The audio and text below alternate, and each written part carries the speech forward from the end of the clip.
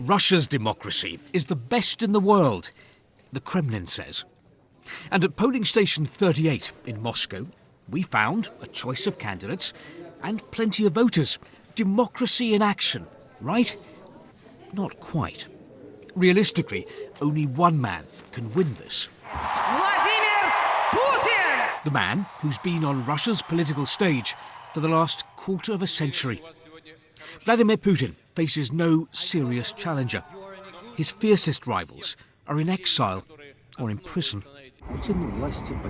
Not that Allah, whose son is fighting in Ukraine, wants any change at the top. Of course I voted for Putin, she says. I trust him. But not everyone who came out today was actually voting. This, one of a string of attacks on polling stations across Russia. They're unprecedented. After chaotic scenes here,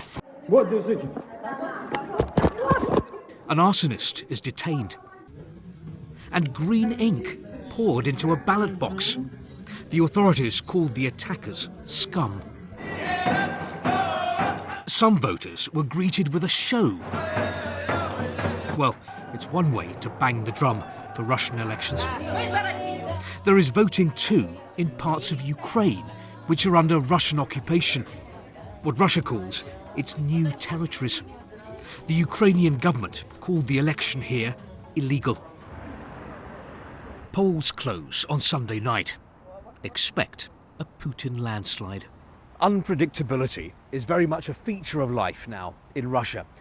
But that does not apply to elections. The political system here is built around one man, Vladimir Putin, and the Kremlin tightly controls that system, including elections. So Mr. Putin's re-election is not in doubt. And neither is the message the Kremlin will be sending after this, that Vladimir Putin has the full support of his people. Steve Rosenberg, BBC News, Moscow.